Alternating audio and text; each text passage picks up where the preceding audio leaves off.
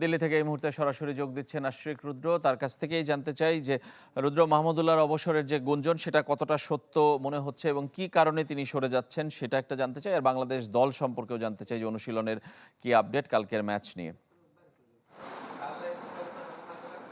Design, elegance, beauty, সেরা পণ্য সবার জন্য জেভিকো। রেজন, মাহমুদুল্লাহকে নিয়ে শুরু করতে চাই। মাহমুদুল্লাহ রিয়াদ যে আজকে সংবাদ সম্মেলনে আসছেন সেটা 100% নিশ্চিত, এবং সেখানে তিনি যে অবসরের ঘোষণা দিবেন এমনটাই শোনা যাচ্ছে। তবে সেটা কি শুধুমাত্র টি-20 থেকে নাকি একেবারে সব ধরনের ক্রিকেট থেকে, আন্তর্জাতিক ক্রিকেট থেকে, এই একটা কনফিউশন কিন্তু আছে।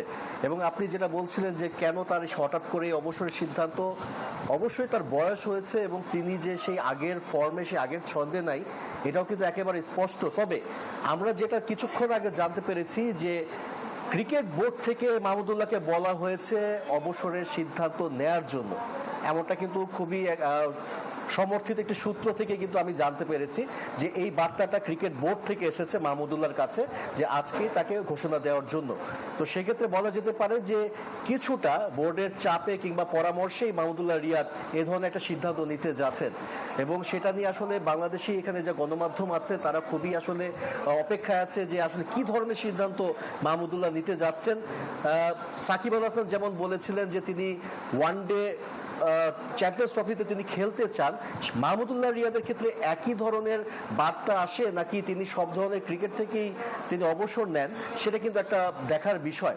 এবং আজকে দিল্লিতে কিন্তু প্রথম অনুশীলন করবে বাংলাদেশ।